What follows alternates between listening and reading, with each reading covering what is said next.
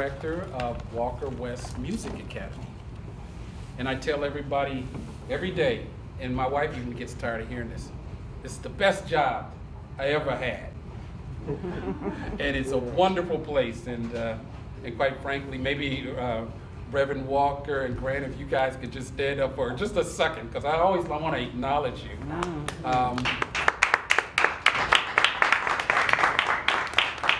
So these gentlemen have made Walker West a beacon of hope, healing, and joy through the power of music.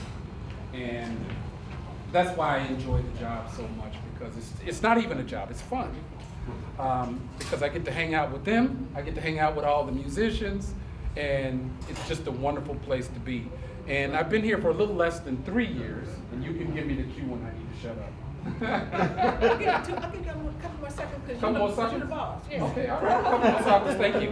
And you know, we're really on a transformation, and as Robin was talking about what this program entailed, I got really excited because it's like, oh, partnerships, community, collaborations, that's what we're all about, especially, it's what we've always been about, but you know, we're articulating it now. We're saying, yeah, we want to work with Ramsey County. We want to work with the Ordway. We want to work with SoulTouch. We want to work with Obama Elementary. We want to work with McPhail. And you know, and they're supposed to be our competitor, but yeah, if they're going to teach our babies, yes, of course we're going to do that. And so within this transformation, it's less about music, and it's about the power of music, and it's about the healing power of music. And then, you know, you talked about healing. Our community is definitely in need of healing. And it's always been in need of healing because of trauma and some of the other things that has gone on. But definitely within the last 2 years between COVID, George Floyd, Dante Wright, music really heals. And so, you know, I'm glad to welcome you here. And I like to collaborate with everybody. So anybody wants to do something with Walker West, have a conversation with me and we'll make it happen. Thank you. Amen. Stay with us, but I'm Robin Hickman-Winfield, and I am the CEO and executive producer of SoulTouch Productions, and I'm blessed to shepherd here for a decade here at the Ordway, taking our place center stage, and as my mother would say, rightful place center stage. Here we are, a year after the tragic murder of Brother George Floyd.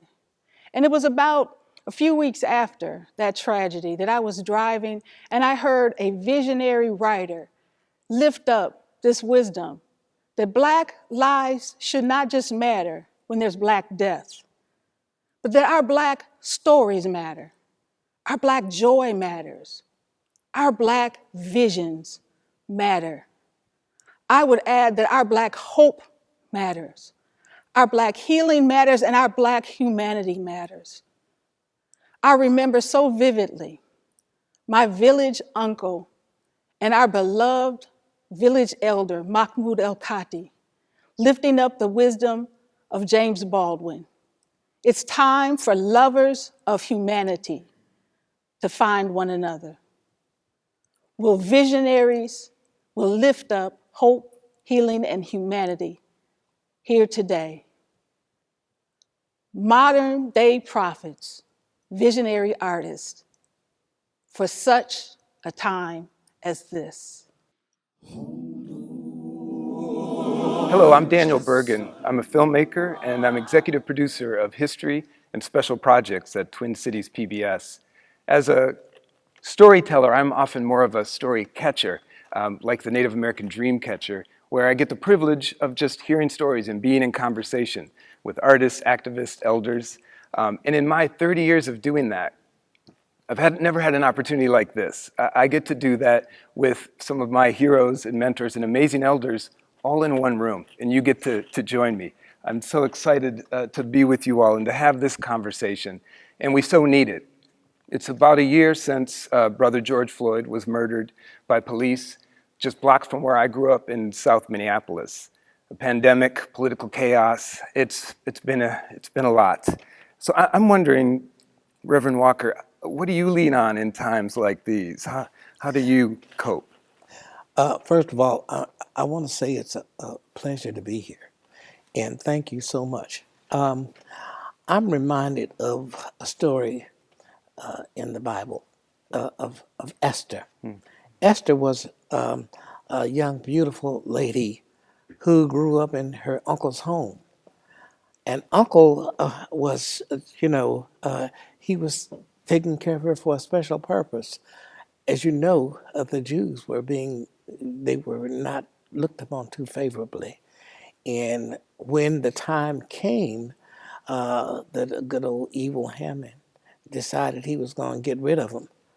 But God was in the plan, because Esther did not know that she was being groomed to be the queen, and all of a sudden here she is, a queen pleading for her people. And the story goes that for such a time as this is how Esther saved a nation, which reminds me and brings me to the point here that we are called upon to save a culture as well as a nation, whether we realize it or not. How many of us have been given the opportunity to share the qualities and the abilities that have been hid from us? But now, the time is now for such a time as this, that we bring forth all of the beauty that our people can produce. I think about my friend Grant West. When we started Walker West, we didn't have not a pot. We didn't have, you want to say the rest of it, but I know. We didn't even have a place to stay, but visionaries don't stop. See that? Right. Mr. West, thinking about the times we're in now and the role music has played in our history, what does that mean to you, knowing that impact you all have had? It is who we are. It is who we are. What we do is who we are. And it was a magical time, for us, and it continues to be a magical time because music is such a way to self-identification. It's part of who you are. It's the way you think. It's what goes into the deliberation of who you are. And, we can see the wheels turning, and it's just been, a terribly incredible experience. Magical is what your partner said over here. Well, and just hearing you and talking about breath and music, it makes me think about how healing it is too. Sounds and music and these, dances and things that you find yourself doing when you are down. It brings you up. Sure. It's wonderful. This has been an amazing hour. It's flown by. I know. I wish we could continue. Reverend Walker, would you just ever so briefly kind of offer some words to bring us to a close? Yes. Since there is, what we're going through is a period of difficult days, but also there's music in the healing, and there's art in healing.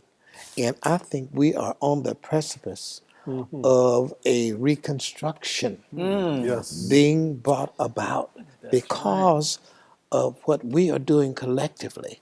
But just think what will happen when we germinate and begin to give it to others.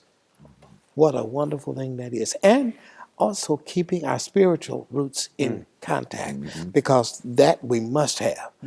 In order for us to proceed, we've got to know somebody higher than us. And that's the answer to our dilemma. Yes, sir. We will climb high mountains, and we will really just do great things if we just hold fast to what we know in this room is enough to turn St. Paul and Minneapolis upside down. All right. So, thank you. Thank you, everybody. Amen. Amen. Thank you.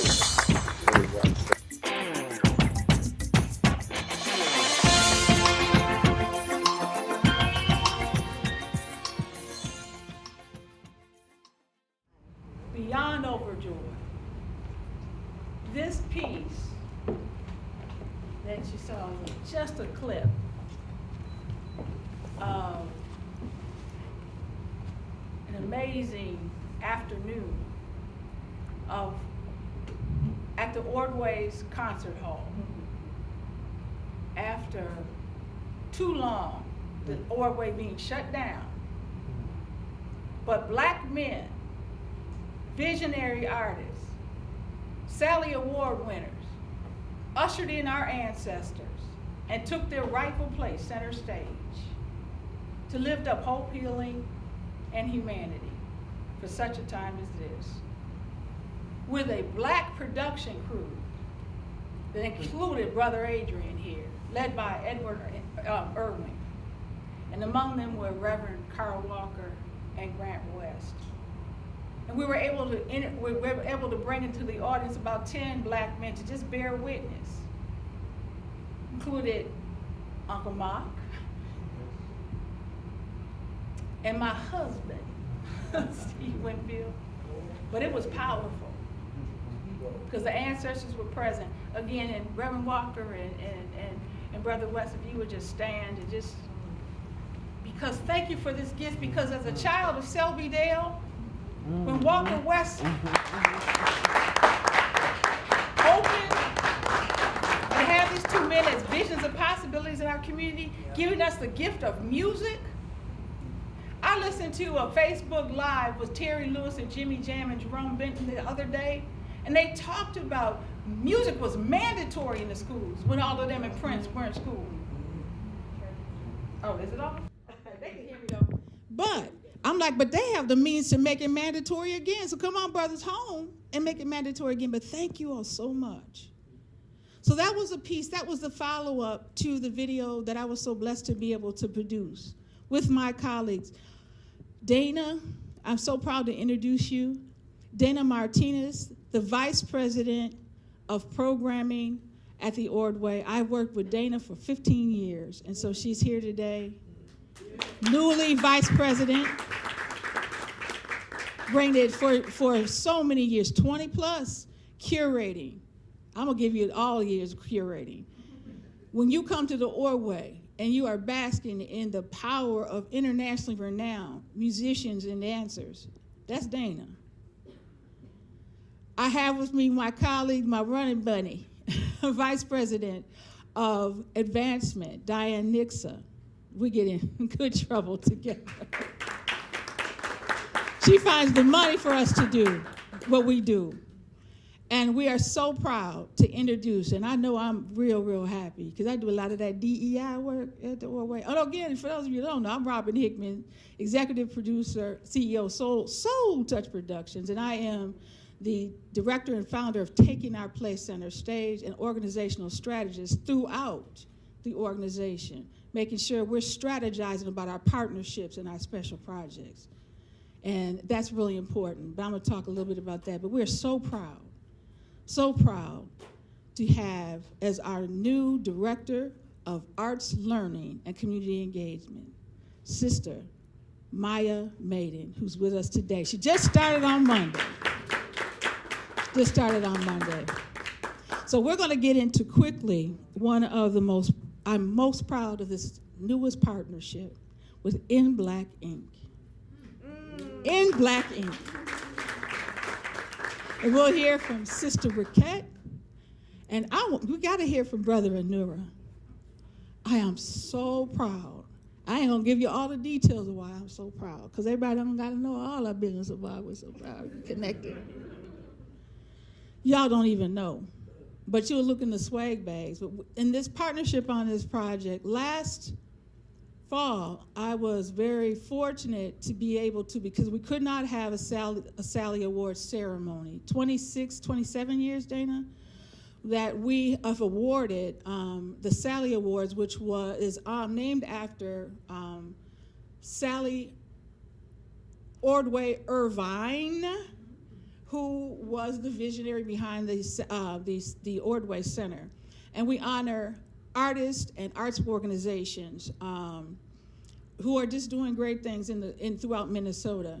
And we weren't able to have that ceremony this last year. And I said, one of the things is, as I said in the video, as the world is watching Minnesota, this narrative of black men in death cannot be the only narrative that we lift up. It just cannot be. And so my colleagues and I supported this vision of let's lift up black men who are living. And so I was just very fortunate to, we were able to get funding, and I had friends in the philanthropic community working with our advancement department, and we raised those funds for the Minnesota State Arts Board to produce a 16-minute video that lift up the 9 black men over the 20-something years who have received Sally Awards.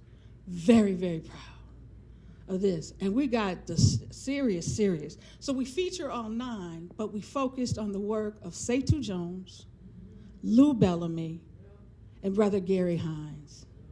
And you'll see that in 1 second. But for 1 second, taking our place, center stage, that came from the wisdom of my mother, who raised us and the children in this village. I'm a Selbydale girl by way of Rondo.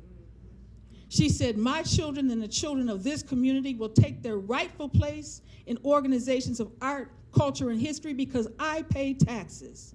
And my tax dollars pay for those places. And if there was ever a time, we better claim the Ordway as ours. When my students from Gordon Parks go to a play or a concert at the Ordway, I said, before the curtain rises up, where y'all at? We're at our house. If never before, we better claim it. And for I've been blessed since 2010 to shepherd this movement, that I have been blessed to walk with community, to create a treasure chest of authentic community engagement and impact. Because it's less it's making an impact, it ain't doing nothing. So please look at those materials. The beautiful swag bag, oh my goodness. Y'all doing it.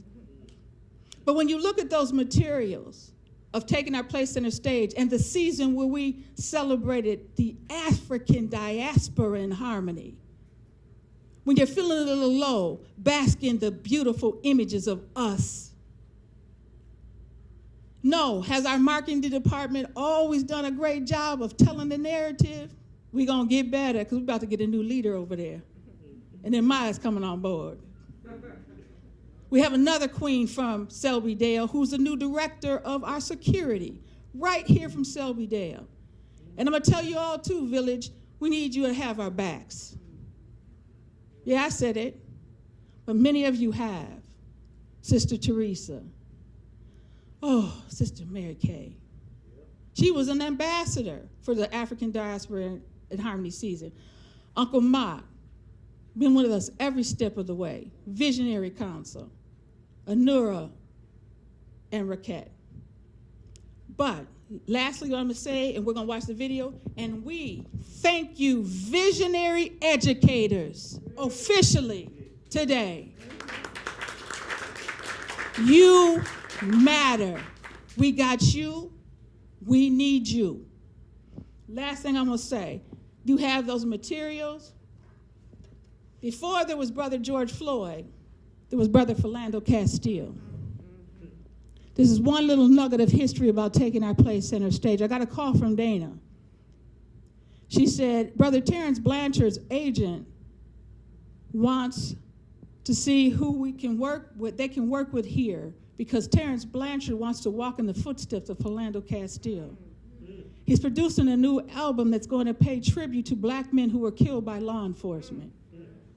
I said, I can do that, I can produce that. I got him. Praise God. I had him. I produced a community engagement.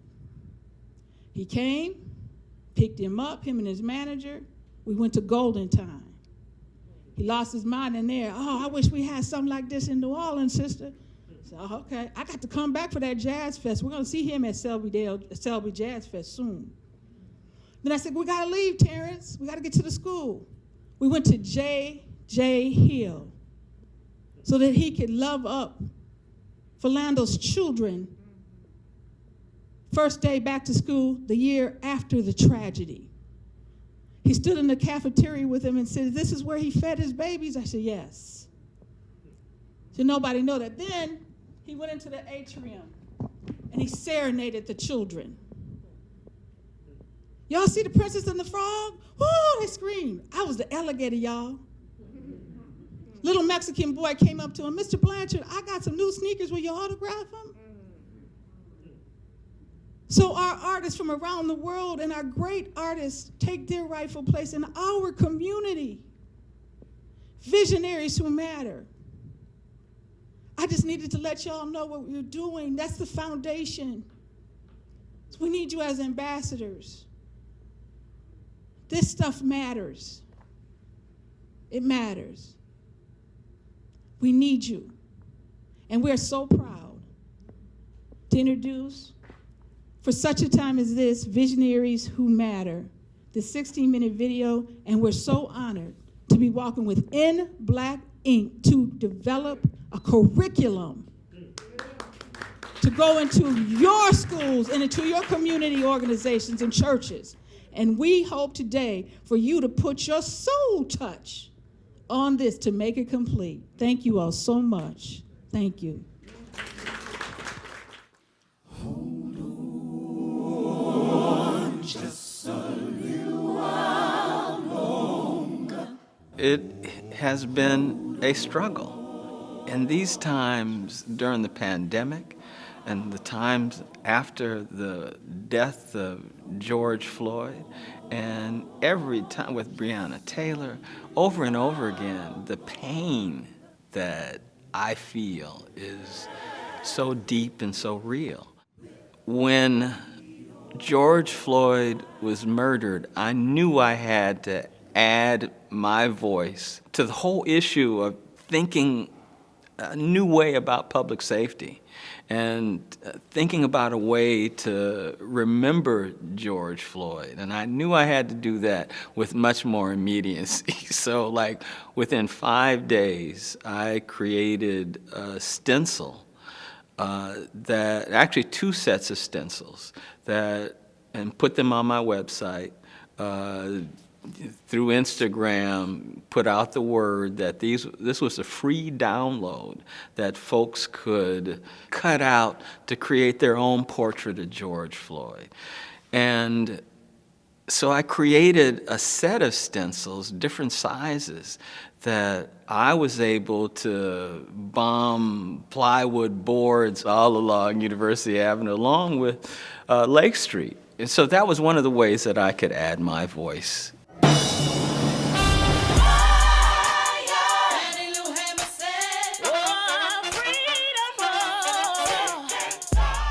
Well, what's old is new. The Sankofa principle, looking back to move forward. So we look back to the prolific words of Fannie Lou Hamer, who over 50 years ago told the world at the 1964 Democratic National Convention, "I'm sick and tired of being sick and tired." This is a woman who, on foot, in the dark, backwoods Mississippi, registered thousands of people, beaten and assaulted by the Ku Klux Klan, by the police. Some things are not new, okay? Paul Robeson, of course, told us all true artists have a responsibility to their people.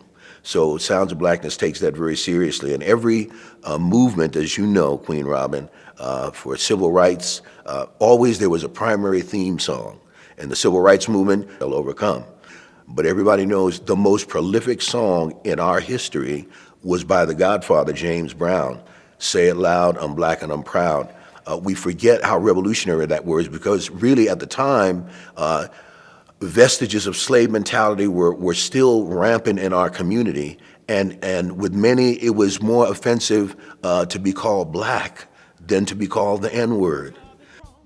One of the things Sounds tries to do today is to incorporate that legacy, that consciousness, especially into our young generation now, and hip-hop artists.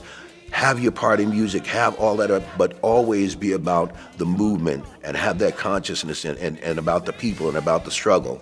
Sounds of Blackness is trying to do that now with Sick and Tired in the vanguard of today's movement.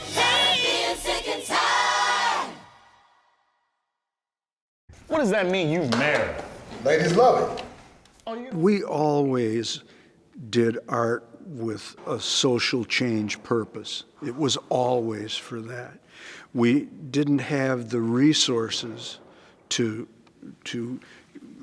do the next steps. It was about raising consciousness, about that sort of stuff, teaching history.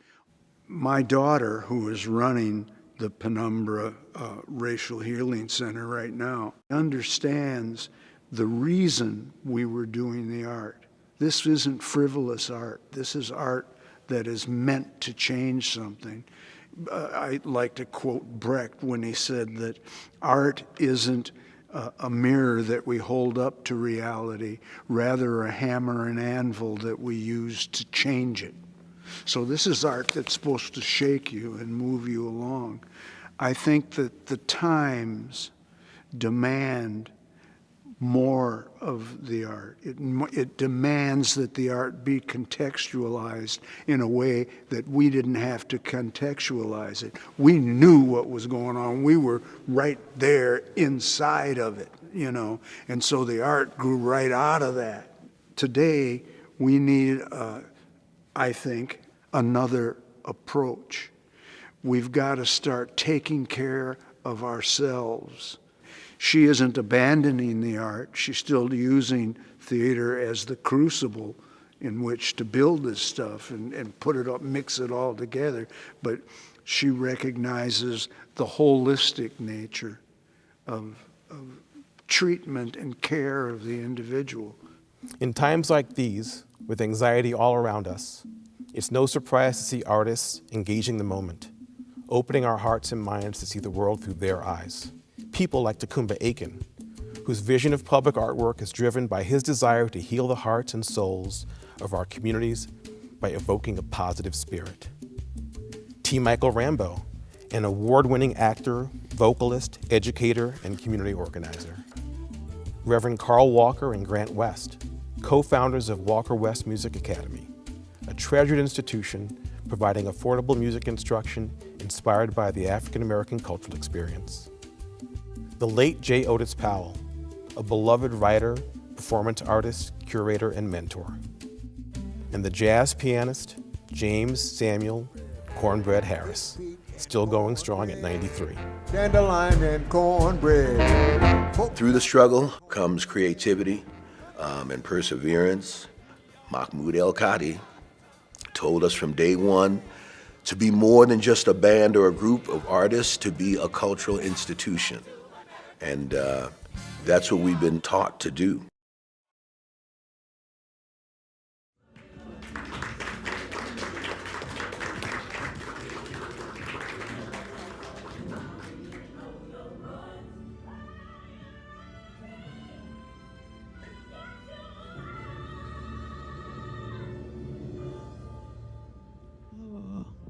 All right. Ooh, thank you.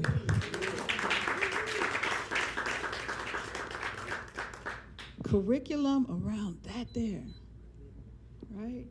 We know educators, visionary educators, it's gonna be tough to get our young people motivated and our educators motivated, so we hope this helps. We're gonna ask each of our two visionary artists to just stand and just share what you're thinking right now, and then we're gonna ask each of you to just share your name, just stand up and share your name, because we're gonna get you working in a second, and we're gonna have Sister Raquette lead you in that. But Reverend Walker, Brother Grant, just a 1 second to share something that you're thinking, having been a part of this, and anything you want to share.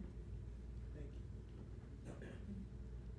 Just want to say to Robin and to this is one crowd I shall never ever forget. This is where it all takes place, and you all don't know, but you have made my years in Minnesota the best years of my life. In a few days, I'll be 83 years old. Yeah. and it's people like you, Mary Kay, I love you, and certainly to the great women who have shepherded this. It took you all to understand what we were going through, because we don't always understand, and we have never been able to express it. But the women of our community, the leaders, are the ones who have really carried forth that great motto of we must survive. And so thank you again. Now, on my last note, to Braxton and to my friend Grant, you know, we didn't come through the storm, but God has been with us. Now, all I can see is a bigger, a greater Walker West with a room full of black-owned pianos by William Shadd, who is a black manufacturer who can bring us the kind of instruments that we should have for such a time as this. Thank you. Thank you. I'm inspired by what we've seen here. And it's even more inspiring when we look at the notion that this is a curriculum now. And I think that one of the things that we've really got to concentrate on doing with that curriculum is putting how we get along together in that curriculum. We talk about anti-violence, but it's not really about anti-violence. It's about how we get along together. And I think that for Walker West and anybody else that's doing youth programming, and it's all about youth programming, is that we have to build into that program the kind of what we call it muscle, the kind of exercise, the kind of how we get along together, how we eliminate the violence. That has to be a part of it. Like you put the salt on your food, we've got to do that to taste. That's what everybody that's programming, everybody that's painting, everybody that's doing music, everybody that's doing anything that's associated with the arts. It's the most humane element of our being. And so we have to set that aside, and we have to speak to that in any kind of an organized way that we're doing stuff. We see too much of it, and we're the ones, if anybody, that can do something about it. It's learned, and that's what we all are about, is teaching. So thank you for all being here today, and yeah.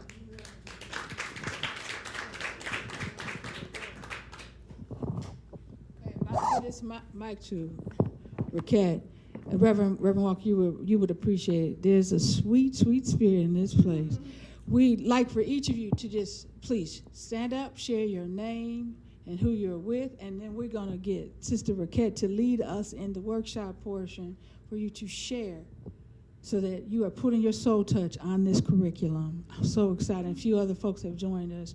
We're about to do this, so thank you. So if we could just start here, and if you share your name, put your spirit in the atmosphere, and who you are with. So we can stand up and speak loudly. I don't know, the mic is not going to stretch all the way, but you can use the mic or speak loudly. Hello, everyone. I'm Lisa Battle, Superintendent of Burnsville, Egan Savage, District 191. And I am so honored to be here with elders and people who have mentored. I'm going to pass the mic so we can get it on tape. Otherwise, the voice will be a little low. You can take off your mask while you talk, too, for a second. So one more time so we get it on tape, please, so we can get it on tape. Yes, thank you.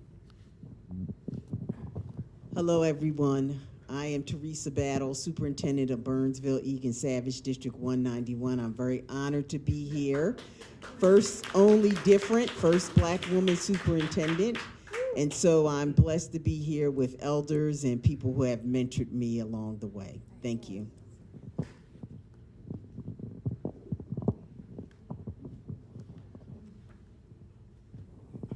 I'm Mary Kay Boyd, a child of Rondo, and I can't say recently retired as area superintendent from St. Paul Public Schools. It's been 20 years. But I recall, and I'm also one of the co-founders, along with my brother Giovanni Ford, of a movement called Everybody's In. And that's recognizing that we all have the responsibility for the development and education of our children. And I just want to say very quickly, I can remember way back in the last century when music was part of the curriculum, and we were all taken to the University of Minnesota, Northrop Hall, to learn about orchestras. And we didn't have the Ordway, we didn't have Walker West then, but I can tell you, through music and the arts, you can learn everything. Math, geography, there's so much more, and that can lead. And so that's all I wanted to say. I shouldn't have said that much. That's wonderful. You say as much as you want to.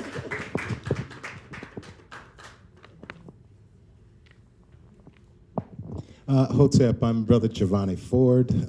Work with a organization, an institution called Network for the Development of Children of African Descent. And I am just truly honored to be here in this space at this time. And so just really excited. So.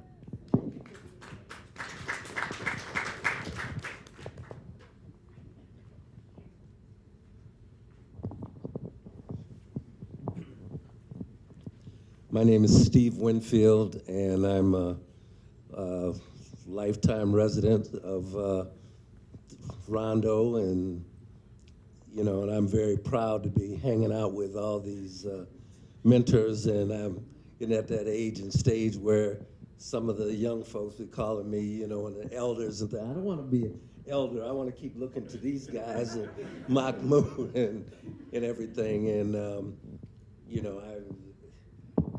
I work, I'll just say this, I work for law enforcement. I'm a community service officer. I'm the one who tries to do the preventive things and go into the schools and keep young people from, getting behind bars and doing crazy things and that. And that's why when arts is so important, music and arts is so important, that they have something to do. They need that, and it's part of their soul, part of who they are. And like I said, and I see the educators here because I've worked in schools, I coach and blah, blah, blah, and all those kind of things, and it's just so important that we do things with the young people, so I'm out.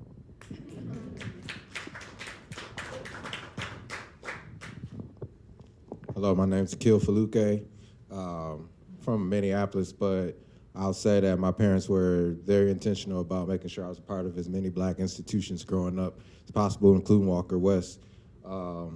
And I'm also a founding board member of In Black Inc., and very proud to hopefully usher them into institution building as well as we continue to try to figure out the best ways to help our youth. And so proud to be an educator and trying to find out as many ways as possible to just broaden their horizons and let them see how great they can be.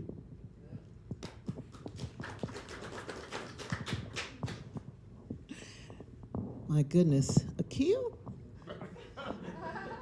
Ooh, yeah. I'm Rose McGee, and I'm so honored to be here. Thank you so much for the invitation. I am just, I got emotional coming in here, Grant and Reverend Walker, because, Adam spent a lot of days up in here running around. And it's just been great to just be back in this space, and the new space. So what a blessing it still exists. I'm my day job that pays me is with Minnesota Humanities, and I'm so honored to be able to be there and do what I can do as best I can do. My job that I love so well also is sweet potato comfort pie, and I thank you. And I just am thrilled that we know how important food is in the movement and keeping that energy and the healing spirit and all that goes with it. So thank you for this invitation today. Akil? Good afternoon.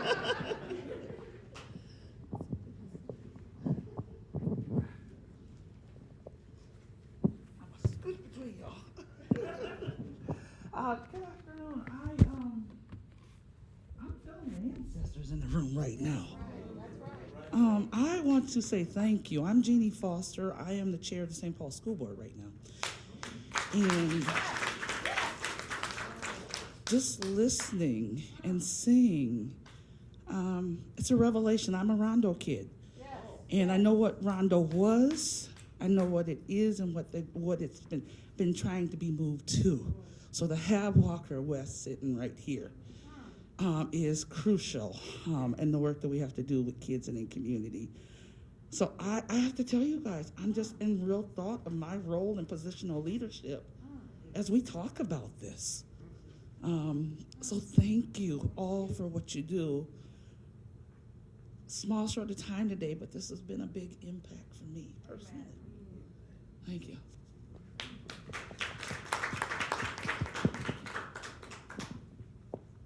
Tap everybody. My name is Doge Njoroge, and I support Sister Raquette at In Black Ink. But also it's an honor to be in your presence. My family and I are from Kenya, and we continue to be supported by the African American community in the Twin Cities, so it's an honor. Thank you.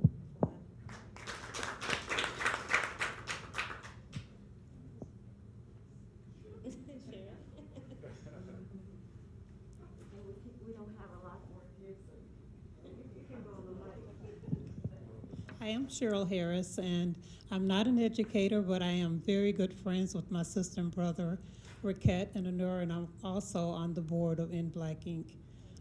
So it's just good to be here. I mean, there's so many familiar faces. Rose, haven't seen you forever. So it's just good to see everybody. Good to be here.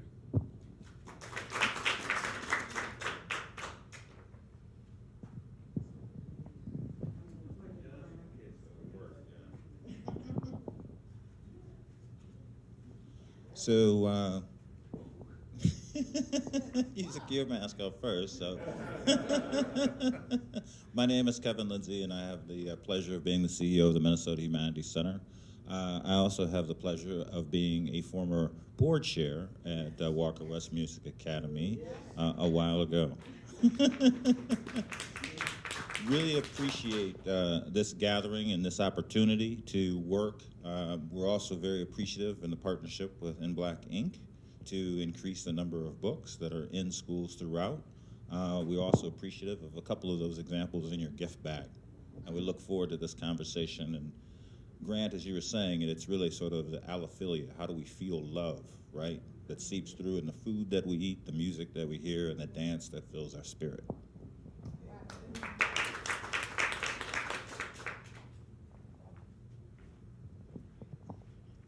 I'll stand up. Peace, everybody. My name is Maya Maiden, and I am the Director of Arts Learning and Community Engagement. Just started on Monday, but I'm also a Sally Award winner 2018 for innovation.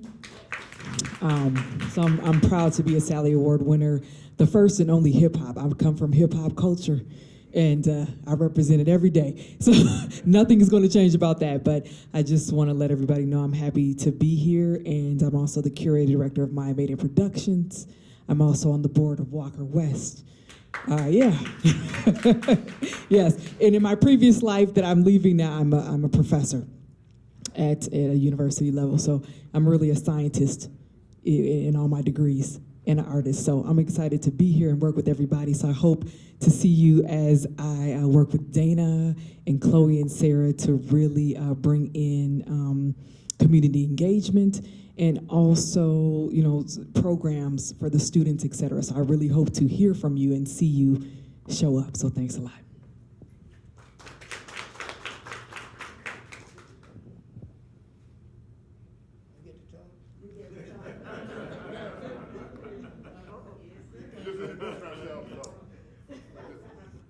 I want to start by saying,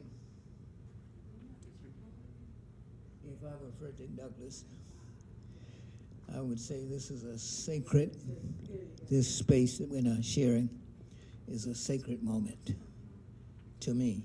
If not, this is incredible. This is beautiful. It's awe-inspiring. It makes me want to do stuff. Because this is what we are. I'm going to say this. Thank you all, you institution builders. The salvation of African American people, or any human beings, are institutions. Institutions are the most important thing. You know, the first institution is a family. You know that, okay. You have economic institutions, governmental institutions, financial institutions, so forth. Artistic institutions. Institutions, what, and I'm not going to take long, but it's what makes people's behavior predictable. That's what institutions do. You can call it anything you want. And you have to look at the secular and sacred life in the black community to understand that. You behave a certain way when you go to church. You behave a certain way when you go to schools. And you certainly expect to behave a certain way in families, which is our first institution. I just want to thank everybody for doing this. I think I'm a legitimate person in St. Paul now. That was a problem. Yeah. I don't know. I'm a crude cat, you know. But I've been here now, finally, most of my life. That's over a half century. So I think I'm in. Well, when you come from where I came from early on, people were a little suspicious of little cats like me. It can be very misjudged, and I've been done that because people know whether, well, he's going to stay here or is he going to do his thing and go make some money. No, I met some beautiful people, and that's why I'm here. It's people. In the last analysis, it's empathy. That's why I'm here. I met some beautiful people. I can't name them all. And that's why I'm here. It's not about money. It's not about prestige. It's not about trying to be somebody. I think I'm already somebody. I ain't got a quarter to my name, but I'm somebody. Okay, so thank you, Grant, Reverend Walker, for tutoring my son. He's my grandson. I'm getting them mixed up, but they look almost alike now. Yeah, right. He's grown up. I'm looking up at my grandson. He studies here under the great tutelage of the professors here. That's what you are. You say, well, I'm not a professor. I said you are. Where did you get that from? Well, one of the things, lastly, about us, and you're doing this, defining yourself, is that you take authority. Nobody gives it to you. The United States of America exists because somebody took authority. Their names are Washington and Jefferson and Madison, so forth.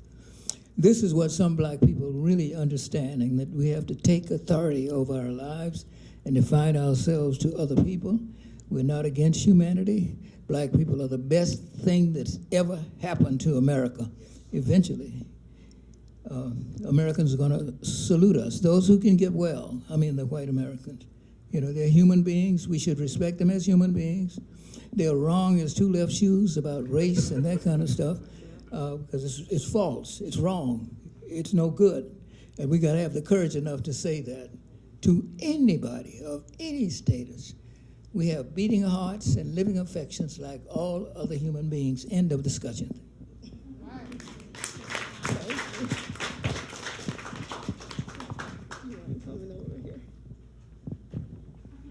I was going to walk it back, but it's like we got one more. Sorry. Hotep. I'm Brother Tameka Sikiba Usakab. I'm so glad to be here in front of such distinguished people in the company. I mean, it's just great. Private Black Inc. board also.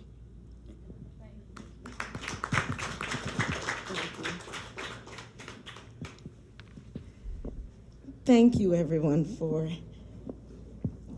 putting your name into the atmosphere and leaving it here in this room. I want to first thank Robin. Thank you for having the insight and the foresight. To see that collaboration, community, connections, partnerships are necessary for all of us, regardless of where we are. My name is Raquette CSR. I am the executive director for In Black Inc. In Black Inc. is we're basically a initiative that started out of a few just really concerned folks about the fact that our curriculum, our teachings, our stories are not captured so that our children are not telling the stories that we lived and or the stories that we, experienced. And years ago, my husband and I were in the process of helping to publish or collect the stories for Elder Kofi Bobby Hickman, Robin's dad. And in the process, he passed. And it hit us that these stories are things that we can't get back once the living transition. And we have to be able to get those lessons, not just for ourselves, but for the children, for those children who don't sometimes understand the nature of community and partnership and collaboration and cooperation. And those are the ways that we'll teach them, by actually showing them that this exists in our community. And so all of you being here, whether or not you're in an institution that's Black-owned, Black-led, or an institution that's run by anyone else, but have our children in it, is necessary. As a school psychologist on the side, because we all have like side jobs. We got like 1, 2, 3 different jobs. But as a school psychologist, it's pertinent for our children to know who they are. It's pertinent for them to understand what the Reverend Walker and Elder Grant, what your path was in creating this institution and making it such that they can come here and Sister Rose can say, Akil, because Akil grew up with her son. And her son and Akil were in our program. And our program was in the community where we got to know Sister Rose, who wasn't in a position at the humanities, but was a mother and a parent, And so we have these different relationships that we build that's necessary, regardless of what role we have. So even as a school psychologist in the school district, I'm a mother first. I'm a sister. I'm a woman in a community that raised me. And so it's my responsibility to make sure that the information I share with my children is such, it grounds them, it helps them to stay, true to their authentic selves. And so this whole concept of a study guide, I know people have said curriculum, it's not gonna be as deep as a curriculum, but it's a study guide. The study guide is something that will provide some insights of those paths that Robin has taken through SoulTouch, building that institution, because like Elder Mahmoud said, institution building, institution building, institutional building. We need to understand that as a key component of how we stay relevant in our lifetime and then for our children in order to pass that on. So what I need from you guys is what you already give. And you already give so much of it and so freely. I need you to just know that the light that you see in those children is a light that we have to keep. We have to figure out how to nurture. We have to figure out how to help build them. And we build them by, when we walk into the school districts that we, are affiliated with, making sure that the curriculum resembles the student body. It doesn't have to be all Black, it doesn't have to be all white, it doesn't have to be all whatever. It should resemble the student body. It should have something that puts each one of the individuals in a place. And so that's our goal.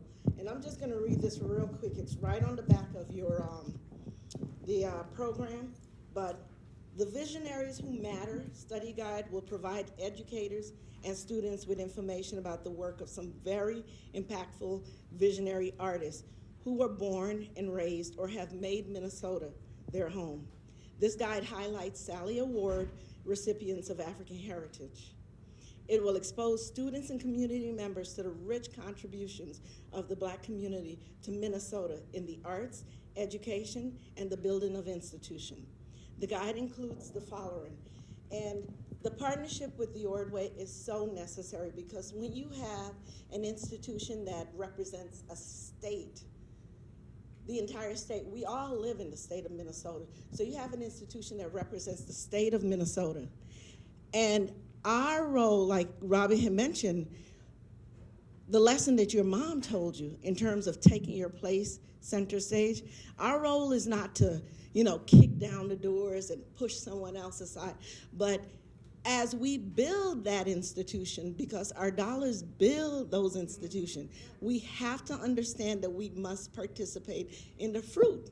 We must be able to benefit from the fruit that our labor, from the work we do to put in to help build it. So bottom line, we want to hold the Ordway up for making those relationships possible and for reaching across the aisles and understanding that it's not, their onus is not to the big foundations and those folks that are, maybe giving a little extra on the side, but it's to everyone. Everyone should be able to go into that theater and feel at home and feel like there's something relevant and understand that their culture is actually, not just Minnesota-based, but global. And so that, we really appreciate that. So thank you, Dana.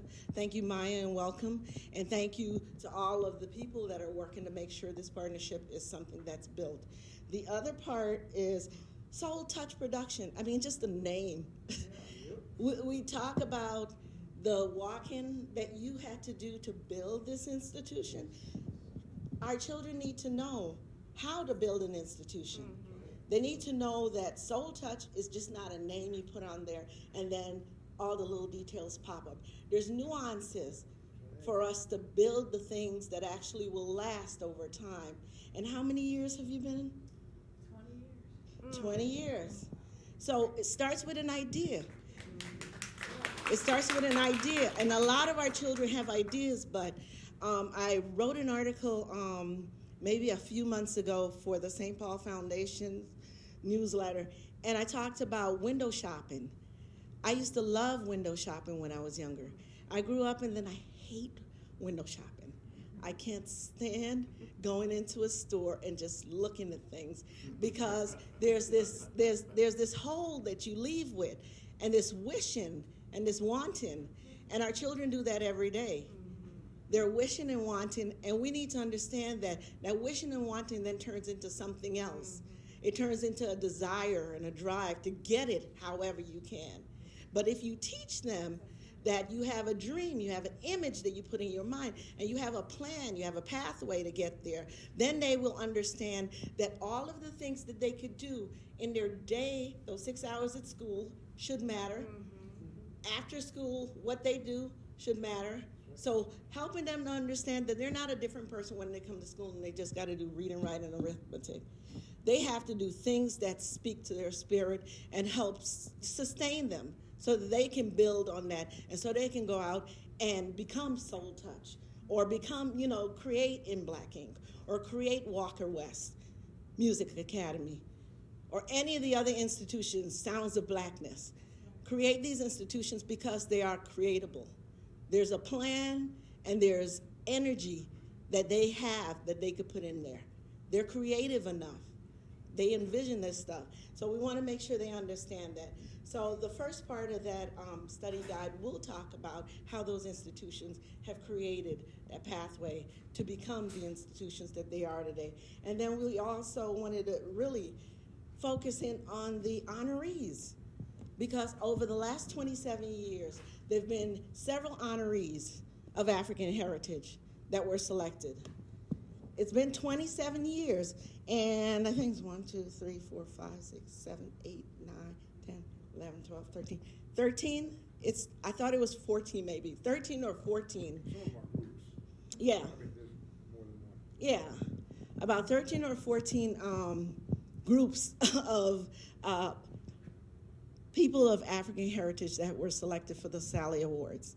And I don't think that's it's not, counting them is not a good way to judge, but just to know that we exist in that forum and we're able to be recognized is the best way for us to say that, hey, this is something that we do want to honor. We want to honor their existence in this process that's global in terms of not just our community recognizing, but others understanding that we exist. I think I know someone spoke to, and I can't remember who, in the study guide, we have a few activities, like when you talk about music, and how it kind of spans it has a pretty wide range in terms of mathematics, science, just history, culture, social studies. Where did it come from? Where did it originate from? All of those areas are areas that are tied to activities that will be introduced in the study guide. We're not focusing on a very wide range, but we're going to focus in on there's humanities, some ways you can teach about this process through the humanities. There's a way you can teach about this through the science. There's a way you can teach about this through all those different areas. And we want kids to understand that I didn't figure this out until I was in high school, actually. I was an art student, middle school, high school, specialized art school, 2 years of college, specialized art school. And the only reason why I did the 2 years afterwards is because my teachers told me that. You're talented, so get a degree in it and then you can make the money and then go do whatever. And I thought that was a good idea. But one of the things that I found is I then started remembering the lesson that my grandmother and my dad used to tell me about don't let your God-given talents and skills go to waste. And so it's not that I was focusing on just art. I found out that I love, love, love science. I love, love the mind. I love to, so my interests overlapped in many different ways, and I didn't have to stay on one path. I can connect it in different ways. And I think our kids need that creativity. They need to understand that you're going to be an accountant, so you have to know numbers. Yeah, it's pretty linear, and we're a circular people. And so, bottom line, we want this guide to really just speak to our children and help them understand where they fit in the spaces that they exist. And we want you as educators and educationally related, people to be able to have access to this once we're done with it and to share it with your groups, your schools, the programs, so that it's not just something that sits on the shelf, because we feel it will be very relevant and very important. But I want to tell everyone here, thank you so much for your presence here today. And I really would like to hear if there's specific things that you would like to see. Yeah, in this, as well as if there's any questions that you have. And I know I've been holding this and I haven't really been speaking through it, but yes. My question is, and since I've been here, it's like, somebody said, oh, well, back in my day, school was in, music was in the school day. And I know with the George W. Bush, No Child Left Behind, so let's focus on reading, writing, arithmetic, and I always tell everybody, what is music? Reading, writing, and arithmetic, right? But it's more fun. I guess my key thing is, how do you get this, what we're doing here, to the politicians so that it goes back into the schools? Because, Walker West can only do so much. We had Grant going out to Obama Elementary School teaching group music lessons before COVID. And we're rolling out to more school residency programs where we can get out and we can be with the kids and, your St. Paul Public Schools, we're trying to get in there.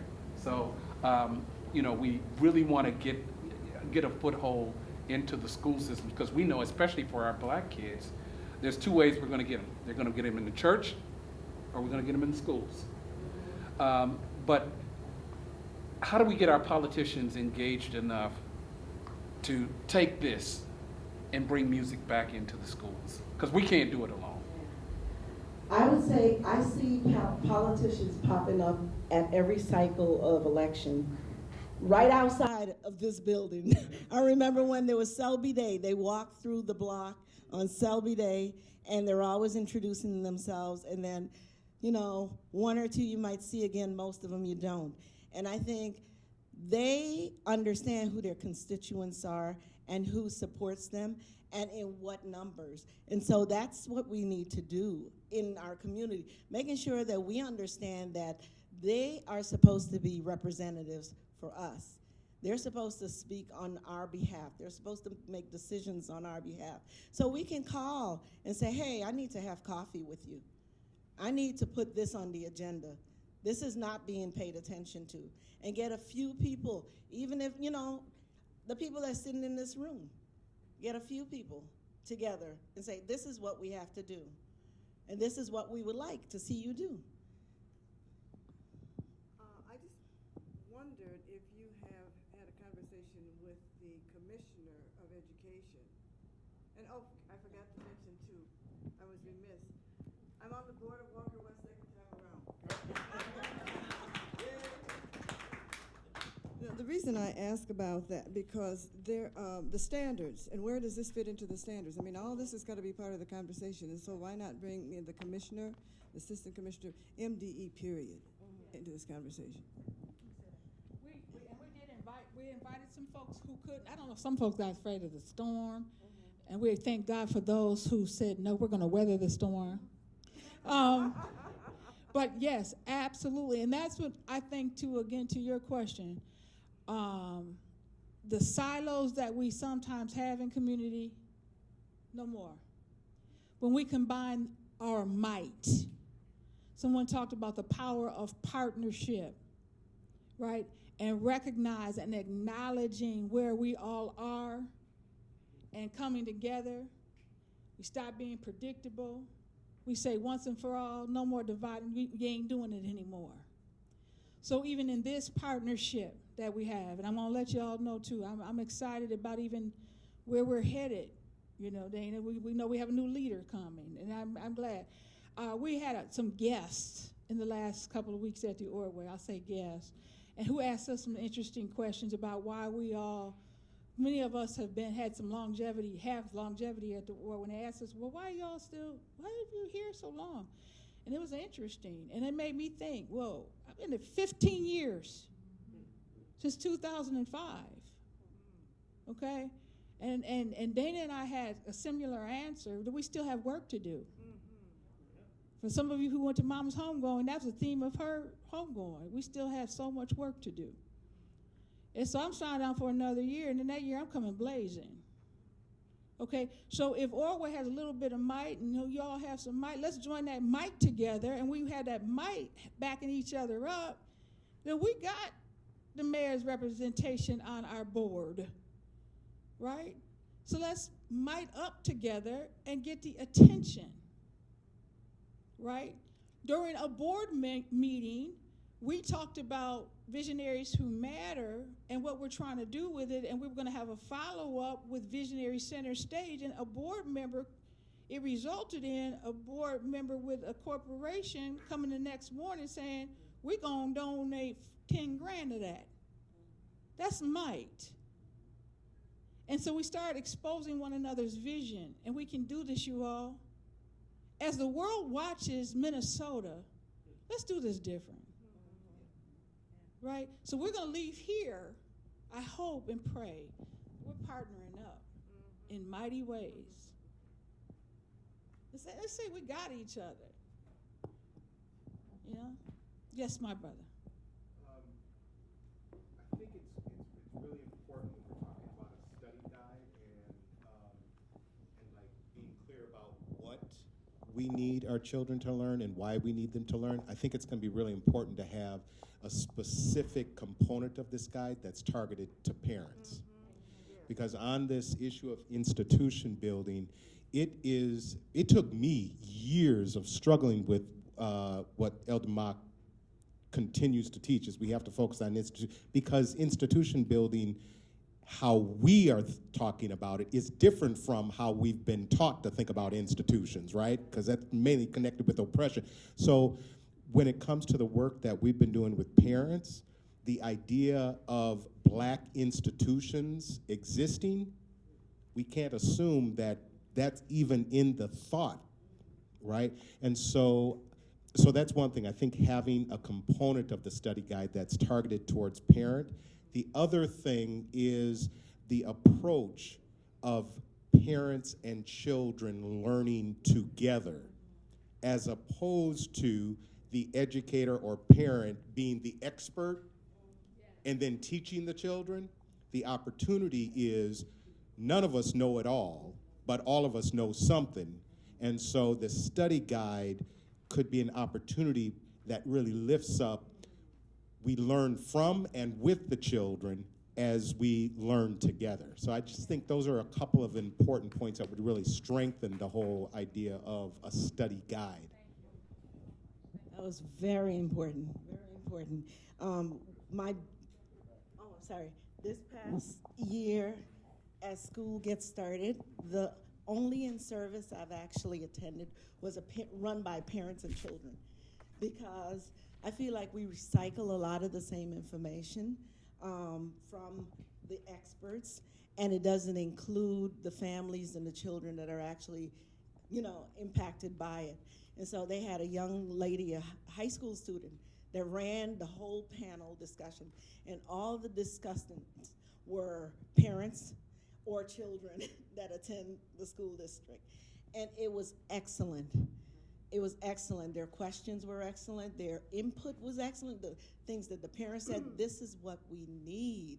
This is what I want to hear. And the same that the children said. So, excellent point. Thank you, Brother Giovanni. Thank you.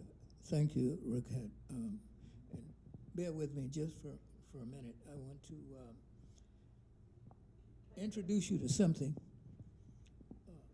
Steve, would you pass these as I'm talking? They know. I'll just start. There are a few of us here. Okay, a few of us here who already know this. And I'm going to try to, in the interest of time, condense it. I'm walking down the street. I see you, I see you, I see you. I see whoever. Anyway, I'm walking down the street. You got it? Walking down Selby, you going one way and I'm going another. Guess what I'm going to say to you? Progress? And what are you going to say? Sure. Progress? Sure. That's going to drive them crazy. Listen. This is the response. Yeah, I see what you mean. This is the response that we're going to make to this madness called Make America Great Again. Black people are among the greatest sloganeers. I can say this, you know what I mean? That doesn't mean it's true. I'm taking the licenses other people take. I'm saying this. We're among the greatest sloganeers the world has ever seen. You remember, some of them are beautiful, like black is beautiful, and some can be shockingly frank, like Black Power. I'm black and I'm proud, and you get it. And so many slogans. I used to have about 25 of them. But the point is, we want you to help us. And when I say us, we're talking about Twin City Solidarity. How many know that effort? Twin City Solidarity. How many have heard of the New School of African American Thought? All right, good. Well, this is who is sponsoring this. We are trying to get people, this zeitgeist moment. It's a German word which means, in effect, nothing can stop an idea whose time has come. That black people are talking and listening to one another on a scale that they never have. Certain white people are talking to black people in ways that they've never had. And this is, again, you said, I didn't get the authority to say that. I took authority to say that. Okay. We want to get in this propaganda campaign against the propaganda campaign by putting words and slogans in people's mouths so they can drown out this absurdity of making America great again, which is a 1920s slogan. I forgot whether it was Hoover or the other guy who used that slogan before, back in the 1920s, the presidential campaign. We know that campaign, who understands the American mind, is decidedly racist. It is back again. White supremacy, back again. Segregation, back again. Separate power. That's what it means to us. Make America back again. means the suppression and the degradation of black people and other people of color. And you could extend that to women too, because there's always a split there because of race, that people believe in it. So we want you to share this with whatever organization you have, make duplicates of it, and we're going to say this to everybody. We're going to have it on our automobile decals in schools, in churches, in businesses, and put that germ in people's head. I know it works, and believe me. I'll bet my left arm, and I'm left-handed, that it'll work. If we can do it, but someone's got to start it. So we want you to help us spread this slogan. Progress, sure. One tidbit. This is inspired by the people of Ghana. I did a little studying some years ago at the University of Ghana.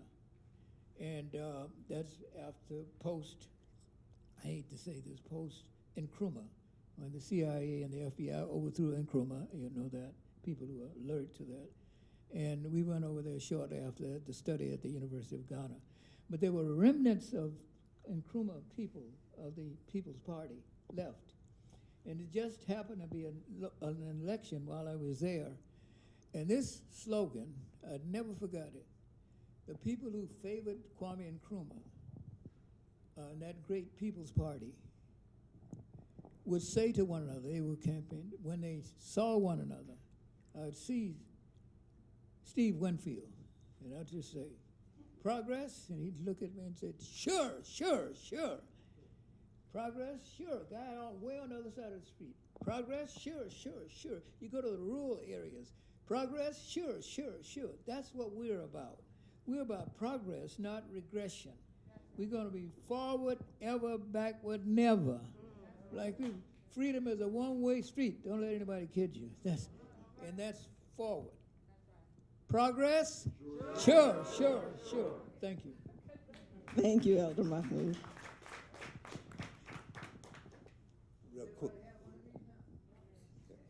Real quick, I was just going to ask you, what's the best way for, got our, educators here, the schools and things, they have some ideas, what's the best way for them to get information to you guys to be part of this, curriculum and things?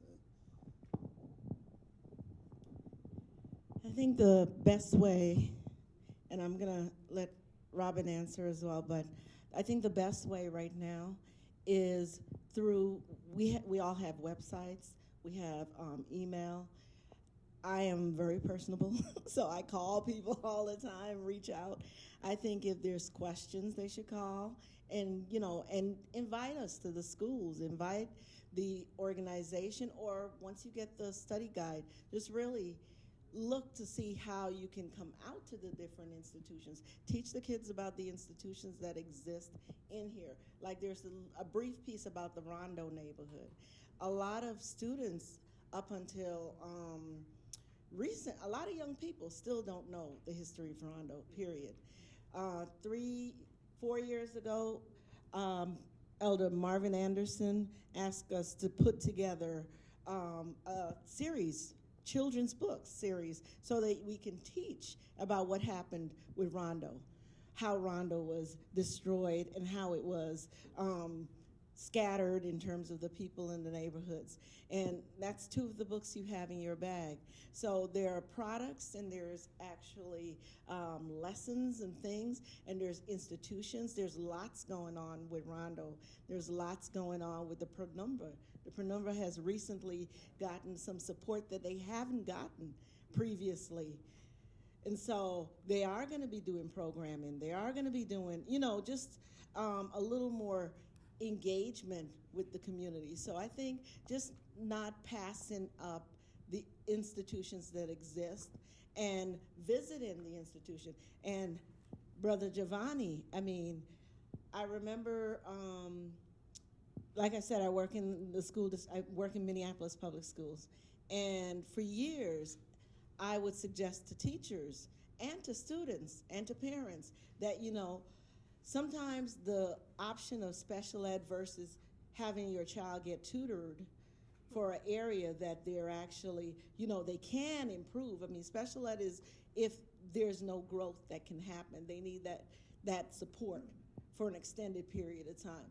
But there's a lot of students that are behind. Like after this COVID, there's gonna be a lot of students that are behind in lots of areas. Reading is huge for our young boys and for our young children in most schools. And so if we can be tied to those institutions that are already doing a lot of the work, what I find in my district is that there's a lot of recreation. It's like, oh, that's a good idea, we'll do that. You don't have to do everything, especially if you can't do it well. I mean, if that's what NITCAD does, send the kids, build a relationship, get a contract going, figure out if they can come into the school. That's the same thing. We should always know, as educators, we should have our own little book of what's available in our community for our families. When the families ask, where can I go? I'm not sending you directly to, Hutchinson's or Sullivan. I'm sending you first to NITCAD, because there's a different approach that actually speaks to that child. And so those are things that I think we, all educators can do. Know what's available in the community and really reach out and engage the students, the parents, the school, the teachers, and get our teachers out of the classroom. I mean, or get them out of their own zones, because a lot of teachers, what I hear is, I don't know that, or I didn't know, or how can I find out? And when you're an educator, you should educate yourself first. You should really educate yourself first. You shouldn't rely on the families to educate you about them. You should visit where they come from. You should visit find out who they are. There should be things that are accessible to you as an educator, so that you're not sitting in front of a little child and asking ignorant questions that make the child question whether or not you actually appreciate being in that role. So that's what I would say. I mean, there's some personal growth things that can happen that will be helpful, and then there's some reaching across, and just really looking at how we can disrupt some of those systems. Because I know to become a vendor in Minneapolis, it's like you got to give your left leg, your firstborn, and maybe a couple of extra children, and it's crazy. It's absolutely crazy. But it's like we have to figure out systems to engage the communities of whose children are being taught there. And I know, I want to say I appreciate all of you guys, because we're well over our time. We thank you for staying, and the questions and the input. We are definitely going to consider and try to integrate all that we can. If there's any final words or anything, and then I'm going to pass it on to you. To add to, you have our information, or in Black Ink's information, and they have yours. Forward additional comments. Yes. Forward additional questions. We are close to finishing the final draft up, but it's not too late. We can add additional resources. And so we can add to it so that there is the information as far as resources. We are close to, the final draft is not yet done, so please, we meant it. We want your SoulTouch on this.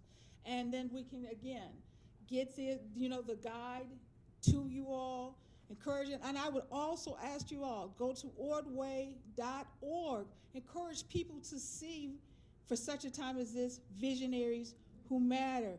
Put those images in front of our community, our parents, our community members, our young people, so that they see those visionaries of possibilities. To sit with those three brothers, to see those three Black men even come for the interview and them love one another up, was amazing. But three Black men who have been in my life since I was knee-high to and up, right? To know that as children, Stokely, Mahmoud's son Stokely, playing the drums when we used to open for Sounds of Blackness as children, and that whole history, part of that will be in this guide. So please, bring our people to what you experienced today. And again, thank you so much. Thank you so much.